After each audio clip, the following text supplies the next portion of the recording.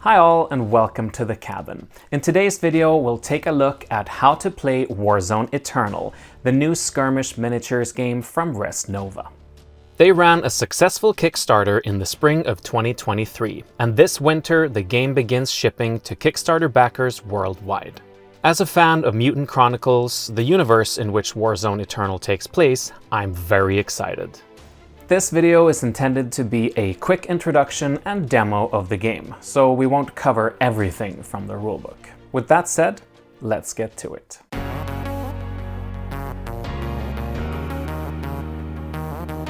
Warzone Eternal features miniatures in 32mm scale, with 7 factions available to choose from at launch. As I mentioned, the game is set in the Mutant Chronicles universe, where humanity has been divided into warring megacorporations and has left Earth to colonize the solar system. On a mysterious planet, mankind unwittingly unleashes an evil force and is now beset by the monsters of the Dark Legion, with the religious order known as the Brotherhood supposedly trying to save the soul of man amidst the corporate greed and warfare. The game uses D20s, and players are generally aiming for low rolls. If you play with one of the faction starter boxes, you'll have between 6 and 9 models in your force, while a typical game would have about 10 to 20 miniatures on each side. Each model counts as a unit and costs a number of deployment points, or DP. Typically, you must include a leader for your force, as well as a number of troopers with the same unit type as the leader. A leader also generates support points, or SP, giving you access to support units that carry heavier and more powerful weaponry to the battle. A force may also include a limited number of specialists, which bring unique abilities to an army. However, for simplicity, we will break some of these force building rules in this video and will feature only 2 models per side at 8 DP. Our first force is drawn from the Imperial Megacorporation and consists of 1 Golden Lion Operator, which counts as a specialist, and 1 Blood Beret RPG, which counts as a support choice. The opposing force is from the Capital Megacorporation, consisting of a Free Marine and a Sunset Striker, both of which are just regular troopers. Normally, you would also roll for Allegiance, which determines whether your force is acting on behalf of the Agents of Light or the Servants of Darkness. This gives you the choice to bring allies from the Brotherhood or Dark Legion factions to your force, but we won't be doing that today. DP can also be spent on purchasing faction assets. These are abilities or specialized equipment, and to give an example of this, as well as to help our capital force against the better armed Imperials, we'll give the Sunset Striker a cybernetic power arm. You then roll to determine deployment areas and the scenario. We'll use standard deployment today and won't go into details about the scenario, which would normally affect setup and how you gain victory points. The game is played on a 3x3 board and should contain line-of-sight blocking terrain that occupies at least 50% of the battlefield. Players alternate placing each terrain feature, and asymmetric layouts are recommended. There are 10 different terrain traits in the rulebook, and players should agree on which traits each piece of terrain possesses during setup. For example, this ruin could count as cover, giving an armor bonus, while these storage tanks could count as destructible for certain scenarios or objectives. Players now roll off to determine who gets to select deployment areas. Remember, you're aiming to roll low, so the lowest result wins. The Capital player is using a red die today and scores a 3. Pretty tough to beat. Let's see what the Imperial player can do with the white die. It's a 5. So Capital may now select a deployment area or pass the choice over to the opponent. At this stage, each force also selects 2 secondary objectives, but we'll skip that today. Since the Capital player chose the deployment area, they now get to deploy half of the units first. And for the standard deployment we're using today, that's a maximum of 8 inches from the edge of the battlefield. After that, the Imperial player will deploy all units in the opposite deployment area.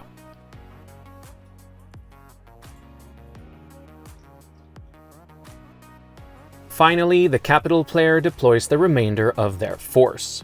Winning the roll-off can be good, but the opposing player will have the first turn initiative when the game begins.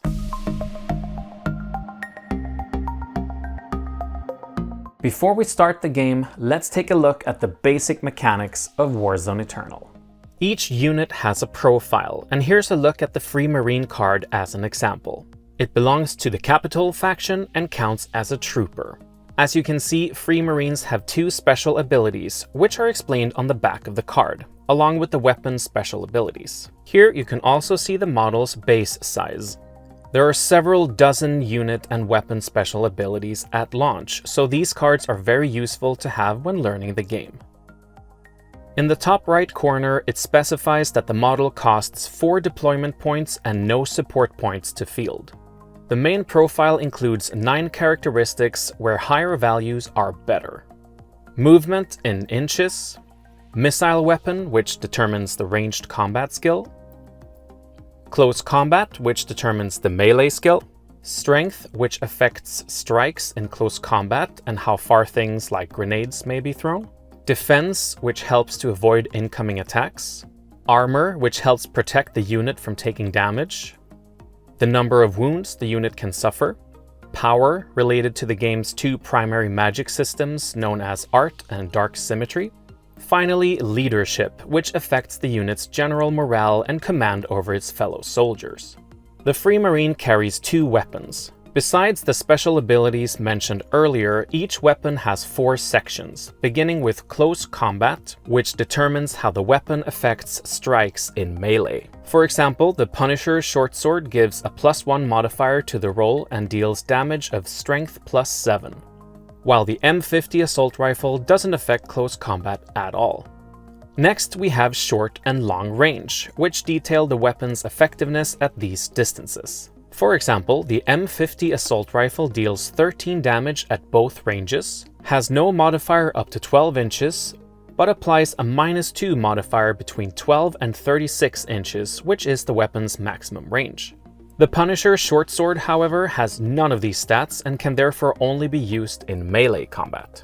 Finally, there's the critical failure number, which indicates the natural die roll that causes a critical fail and some sort of negative effect. For ranged weapons, this typically means the weapon has run out of ammunition and must be reloaded. As you can see, both of these weapons only cause critical fails on a roll of 20. Regarding dice rolls, these are known as tests and require you to roll against a target number, or TN. Here are 2 examples. To pass a TN 15 test, you need to roll 15 or less. And to pass a TN MW test, you'll need to check the unit's missile weapon value and roll equal to or below that number. Warzone Eternal uses line of sight points to determine visibility. Each model is considered to have 5 points, as shown here. These are located at the top of the head, the midpoint, to the left and right of this midpoint at the edges of the target's base, and at the bottom, not including the base. Let's examine a few scenarios. In this example, all 5 points are visible, providing clear line of sight, which allows shooting actions to be carried out as normal. In other situations, some points might be obscured, making the unit obstructed. If 1 or 2 points are blocked, the unit has light obstruction, imposing a -2 modifier to the target number when enemies shoot at it. If 3 or 4 points are blocked, the unit has heavy obstruction, adjusting the penalty to -4. If no points are visible, line of sight is blocked and the model cannot be targeted at all. Alright, let's see what a game turn looks like.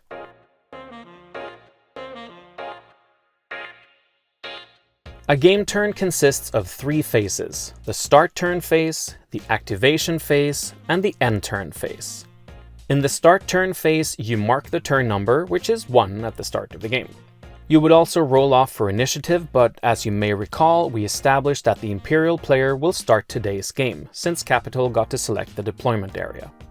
In this phase, you would also resolve certain effects and distribute pass counters to a player with fewer activations, allowing that player to skip an activation. However, our Imperial and Capital forces are evenly matched with 2 units each to activate, so that doesn't apply. Next, it's time to move on to the activation phase. Since Imperial has the initiative, there are active players right now. They choose a friendly unit and place an activation counter next to it. This Golden Lion can now perform up to 2 actions from a list of 11 different choices. You complete each action before declaring the next. These actions include moving in different ways, attacking the enemy in melee or ranged combat, rallying a pinned unit, and more. Capital, on the other hand, is the reactive player. Rather than standing by, they have a list of 4 reactions to choose from, each tied to specific situations. Unlike actions, a unit can only normally declare a single reaction per turn. More on that later. Let's activate the Golden Lion. He will start with a move action, which allows him to move up to 4 inches per his stats. After checking line of sight and range, we confirm that the Golden Lion can fire his plasma carbine at the Free Marine. So let's declare a shoot action. At this point, the Capital player declares a reaction, so we'll give the Free Marine one of these counters. In this case, the targeted unit chooses to dive for cover, which grants a +2 modifier to the armor. The Golden Lion must now perform a test with a target number equal to his missile weapon stat, which is 14. We also need to check for any modifiers to the test. Since the Free Marine is more than 8 inches away, we're shooting at long range, which incurs a -1 modifier to the test. The Free Marine has a defense value of 0, so no modifier there. The Free Marine is also not obstructed as he's in the open, so the target number is now 13. And the Golden Lion succeeds with a roll of 5. The Plasma Carbine has the Explosive 1 special rule, meaning that secondary targets within 1 inch are also hit. But there are no other targets here, unfortunately. Now it's time to see what effects the Free Marine suffers from the hit. This is done by subtracting the weapon's damage value from the armor value of the target. In our case, that's an armor of 21 for the Free Marine, minus the Plasma Carbine's damage of 12, plus 2 for diving for cover, which equals 11. The Free Marine gets 13, which is unfortunate. Now we consult a table to see what happens. He failed the armor test by 2, resulting in a pinned counter and a wound counter. Since the Free Marine has 2 wounds, he's pinned but still alive. But wait, the Plasma Carbine has the continuous special ability. This means that a failed armor test leads to another automatic hit that must be resolved. The Free Marine doesn't benefit from the dive for cover armor bonus for this roll, so the TN for this test is now 9. And it's a 7. So he succeeded by 2, which means no additional wounds.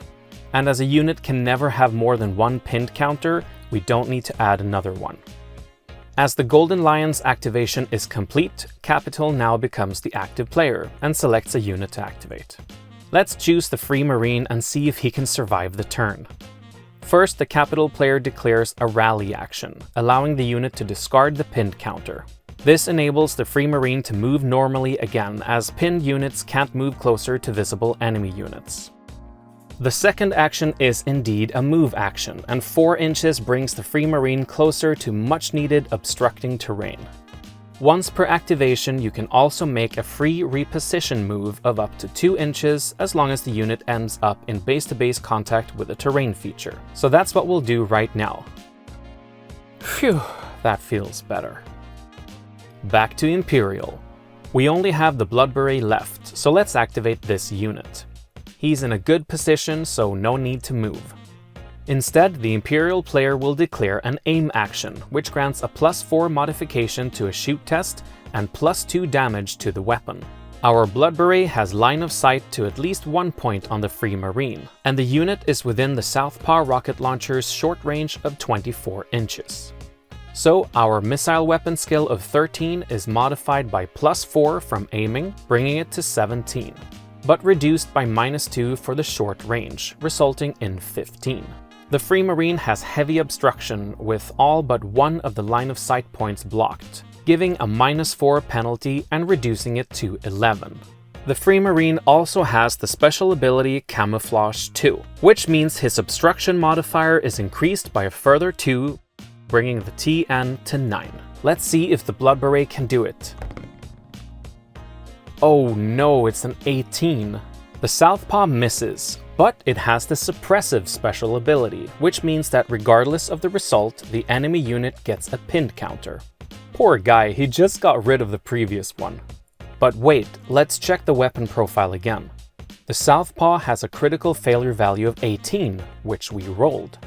This means the Blood Beret will get a reload counter, and the weapon cannot be used again until this counter is removed with a reload action. Finally, Capital becomes the active player again, with the only unit left being the Sunset Striker. Time for some vengeance. The Capital player takes a gamble and moves the Sunset Striker out of cover. Our first action is to move 4 inches to this spot. He's still 12 inches away from the Golden Lion, but moving again brings him within 8 inches, allowing a potential move and charge next turn. This also obscures him from the Blood Beret's line of sight. That's it for turn 1. The Capital player just has to hope for initiative next turn.